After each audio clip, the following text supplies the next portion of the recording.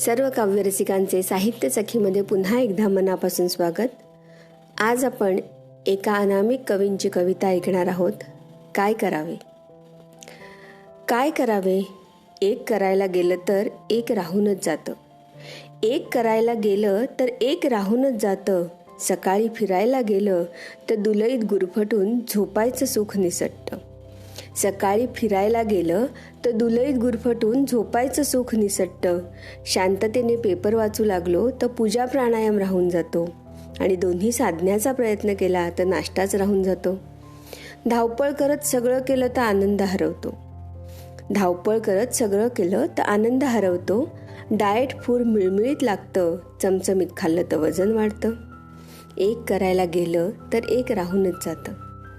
Serial पाहायची तर स्वयंपाक राहतो.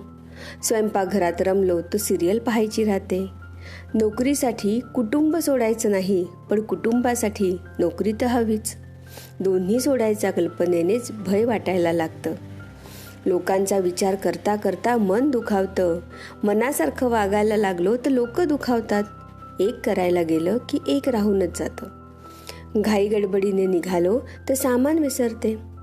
सावकाश गेले तर गाडी सुटायची भीती असते. सुखात असलो की दुःख संपतं आणि दुःखात असलो की सुख जवळही फिरकत नाही. एक करायला गेलं की एक राहूनच जातं. पण या काहीतरी राहून जाण्यातच खरं जीवन आहे. खरं जीवन आहे. काहीतरी मिळाल्याचं समाधान आहे.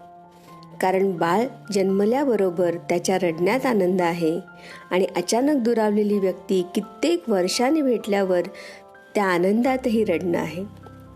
कधी रडण्यातही आनंद मिळतो तर कधी आनंदातही रडता येतं.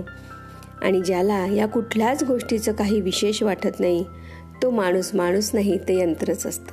म्हणून आनंदाने भरभरून जगून घेऊया. आजचा दिवस आहे तो आपला आहे. आपण जगूया.